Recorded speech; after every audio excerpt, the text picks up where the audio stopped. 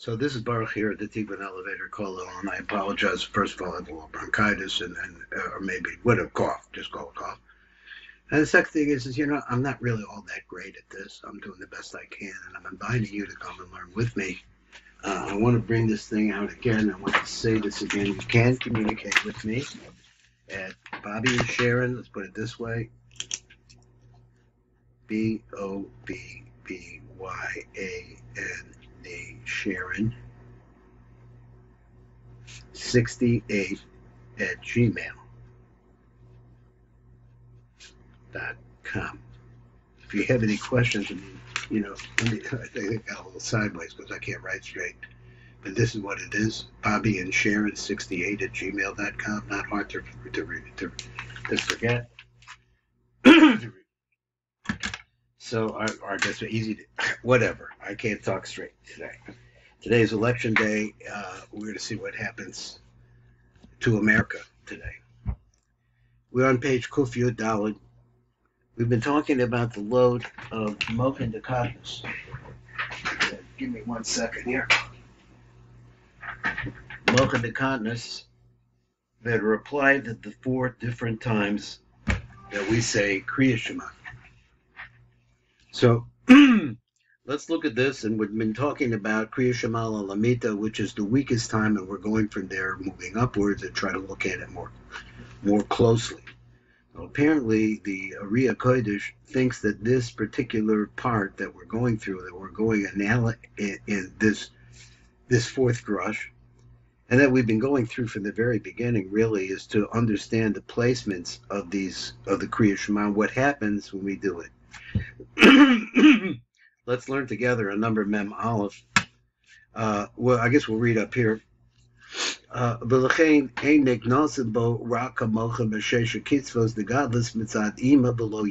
therefore, this is what we had said. He said, because the origin or the wrapping, and I have to make a little statement about this, of the light that is coming from the Ein Sof Baruch Hu, is wrapped in a light which is the lowest possible light, which is the 6 kitzvos of the godless mitzad ima below Yosef. Now I'm trying to make sense out of this because I thought that he would have said Abba and Ima, but he just said Ima. And also because the zivug is very low. So what does that mean? It's a yichud between Yaakov and Leah. Now that whole thing about yichud of Yaakov and Leah below the chazah. Leah's normal position is from the chazah olamalo. So here we have a situation where this yichud, which is taking place late at night,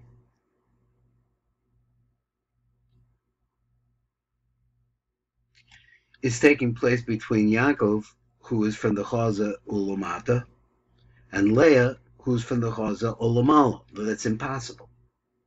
So either he has to grow up to where she is, but the statement itself says that it's taking place below the Chaza. So how's that possible? And I think that the reason why, I'm going to say this, we'll see what the Tiv says. So I'm going to say what I think. At nighttime, Rachel goes into Bia. Rachel goes to us. And she's the Shechina. She comes and she comforts us and tries to find those parts of us that want to rise up. That's what's going on. She never stops. It's always going like this. So then what happened to the backside of Zeranpin? Where is that light? Where's night? That light from the Chazad Lamata of Zeranpin is now in Olamos Bria Yitzir and Asiya. So what we say about that? So Leah comes in. So Leah, who is from the Chazad Lamala, now stretches and extends herself all the way down to the position where Rachel used to be. Now, let's see what the Tiv says. That was my analysis. I don't know if the Tiv's going to really help me that much, so let's find out. We got to go over here to Mem Aleph. He says, Kaven Shekocho Cholosh. So since the power of the Kriya Shema that we say, Alamita, has really their most minimum amount of mochen dekatnas within it to be able to send up. Nimshach mezech shegam ein bo koach lekabel yosem meshisha kitzvos the godless the ima the vad. That it also means that the ability to be able to receive godless has to be wrapped in something very physical. Now, all of our thinking is the exact opposite of the way the thinking of Kabbalah, and that's why it's so very hard for many people to understand it. If you're talking about the beginning with the Ein Sof Baruch Hu, then you're talking about nothing. This is a right away. There's nothing there. So what does he mean by nothing? Well, because the reason why is because we have a concept of something, because we are something. Doesn't last, we don't last, but we are something. So therefore, it's very difficult for us to be able to imagine a koyach or something that generates a koyach that we don't have any idea. We don't even understand the koyach, but we or how it gets generated. And it is talked about. It's not like it's not, but it's very vague. So how does that come to us? Well, if the lowest possible part is the most physical part, that's what he's saying. That's where we are. We're in the world of balls, in the world of cycles, in the world of constant moving. We have to think and we have to understand within ourselves that wherever you are, if you listen to the shir, the world is not staying the same. It is moving. It is rotating. And it's rotating in relationship to other planets. It's rotating. Everything is rotating in tandem.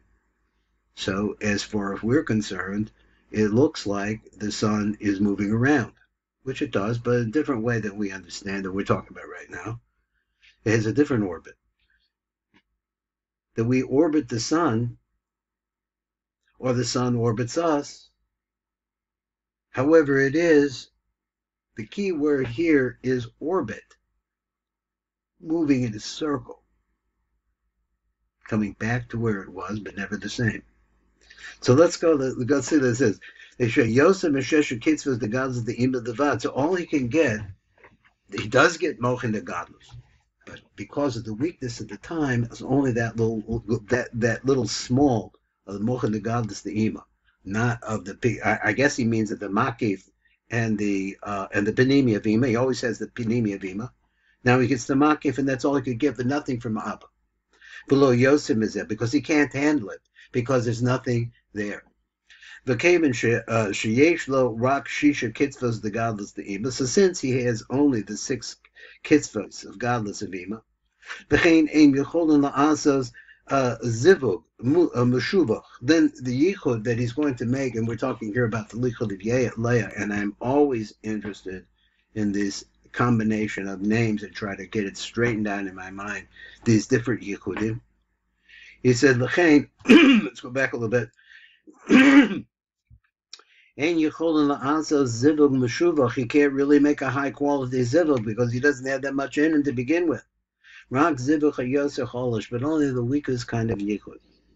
For this yichud that takes place at this time, which is after midnight, but this is the way the Zohar speaks about it.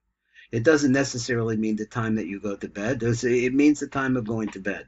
He means specifically after this moment of some different conversations about how we understand. Rebbe Nachman, for example, says that chutzos could be two hours either side of what we call, actually calculated midnight. But by the same token, it's the concept that we're dealing with. The concept this is nighttime, and this is your final Kriya Shema. Zivug Yaakov Leah Lamata bin Chaza. This yichud takes place down below the Chaza. Like I told you before, Leah is normally from the Chaza Lamala, not from the Chaza Lamata. Nimsa Shachakol Tolui B'Chaschalas Mashakibel B'Tevis Yisrael. So everything really depends on going back to the concept that we wanted to learn, that has to do with the word Yisroel. V'kan, okay, so B'Kriya Shema Shalamita. Hiyos Hashakibo Rak Halamed Mem the Katnas the Ima. The fact is that it's only receiving the Lamed Mem of Katnas the Ima, nothing from Abba. So therefore, when he's going to be ma'alaman, what does it mean to be ma'alaman? And just trying to understand this in terms of ourselves. When you stand before Hashem and you say you're sorry, and then you say to Hashem, but I need this, I need that, I need this, I have this problem, I have that problem, that's man. That's his vitus. Because when you're doing that, you're saying you, Hashem, are the one and only answer. You have the answer. Teach me how to get you to answer and fulfill my needs. This is it. So he says, what is it? He said, the imeshakoko cholosh, but here at midnight, you're tired. There's just not that much ammunition in the shotgun. It just can't shoot that high, can't make that great request. Maybe it could, but that's all that you could get out of this. It's really basically the Kriya Shema itself brings down Mochen. Mochen are weaker. But the thing, who Moshe HaMochen the Gadlus Mechatzonius Abba Be'ima, so where, therefore, the stages that we had mentioned before, which are what? The Kitzonius of Atik, the Penemius, and then the Kitzonius of Eric Anpin, and then finally the Kitzonius of the parts of called Abba Be'ima. This is a more thick, more physical illumination. Makabel Rak Hashisha Kitzvos the Gadlus the Ima, so it's only receiving them below Yoser. So therefore, so therefore, it's made way down low. Now, once again, I have as one of the things that I want to learn is these different positions where the main yichud we understand, and if anybody doesn't know this already, is between Yaakov and Rachel, right? Rachel is the Shrina. She represents the Akeret Abayit. So that's Rachel. So what's Leah got to do with it? Well, he has two wives. But then Leah, we understand, where is Rachel located? Rachel is a light. And try to remember that while we use these anatomical kind of comparisons, we're talking about Leah and people that we know. This is what the Torah does, that to make it easier for us to talk, because the talking itself, what I'm doing right now, is good for me. And if you're listening to it, it's good for you. It's just good stuff. So whatever you're saying about it is always trying to be good. And that's why I like to encourage anybody who, I gave you my email address. I'll give it again. It's BobbyandSharon68@gmail.com. BobbyandSharon68@gmail.com. You see this, you want to say something about this, fine. Because anything you say could potentially is along this subject, and we try to zero in more and more and more in terms of where the Ein Sof Baruch Hu is leading us. Well, let's finish up here, and I think we're pretty much down to the bottom. He says, and that's where I got off, and I wanted to really understand this. Leah, she has a yichud with Yisroel L'malam in the chaza, that is from the neck upwards. There's a yichud there in the neck down to the chest. That's the area of that yichud. So there's no place that I've seen that just actually talks about this in a way that I have been able to digest it so far. Just reading it like this, he says that this way he said it's a very weak yichud that takes place after midnight. And the yichud is not between Yaakov and Rachel, because Rachel's not around. She pulled out. She's down there with the kids.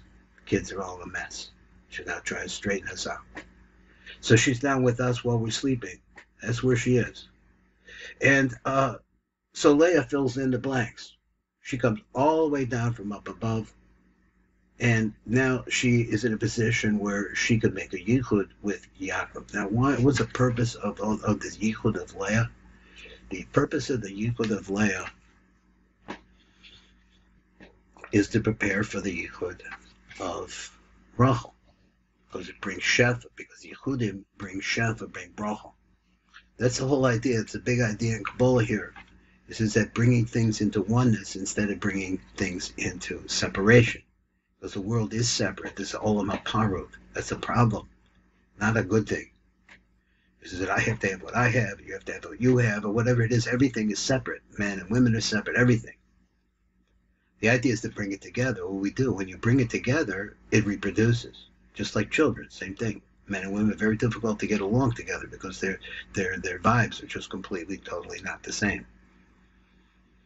If you could say, well, one has vibes and the other one has rhythms. They're different. And so, therefore, putting it together is a real task. That's what all Kabbalah is about.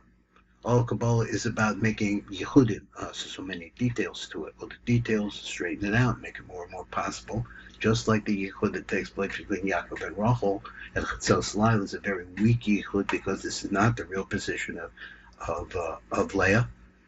And the real Iker Yehud that we're looking for is going to be with Yaakov and Rachel. That takes place in the morning in the Tfilas HaShachris. So this is all the pattern that we're trying to, all the Yehudim are building up on each other and trying to, Yehud means onenesses, right? They're making onenesses. And that allows for the flow of the Shefa, of the Ein Sof Baruch Hu. So that's enough about this today. And so we'll go on to the rest of it tomorrow. We'll keep looking more deeply into what's going on with the Kriya Shema. Tomorrow, today rather, is Shachris.